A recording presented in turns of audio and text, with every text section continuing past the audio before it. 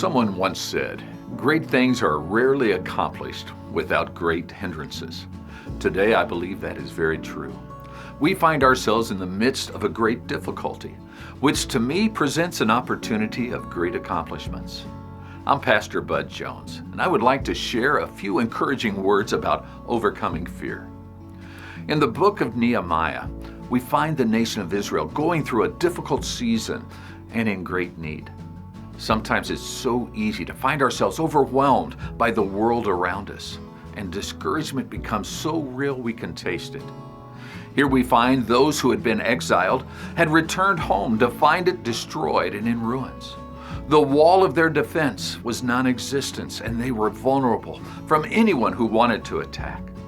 They started rebuilding the process and were putting together safeguards, but there was still so much to do, and it seemed to be going so poorly. They truly felt out of control. Well, rather than telling you this story, I want to encourage you as a family to take some time and read the book of Nehemiah and see how God not only provided, but He protected His children. Today, I'd like for us to focus, though, on Nehemiah 4:14. It says, "When I saw their fear, I rose and spoke to the nobles and the officials and the rest of the people.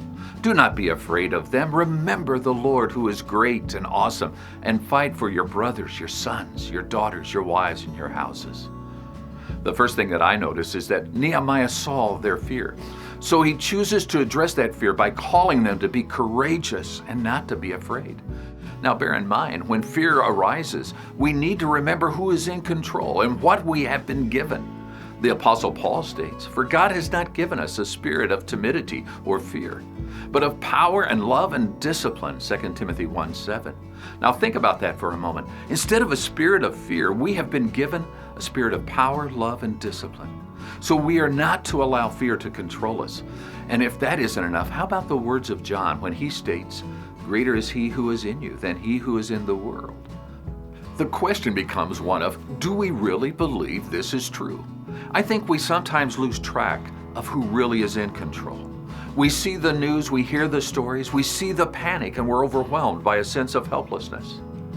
Today, I want to challenge you that there are things we need to do. We need to remember that our God truly is great and awesome, as Nehemiah sought to remind the children of Israel. Regardless of who the enemy may be or what the problem is, our God is greater and He is able. When the world seems to close in upon us and we are not allowed to gather like we would wish, we still have free access to the one who holds everything in control. So let's take some time to watch and pray. Pray for one another, care for one another, and let's allow God to do a work in and through us. Have a great day.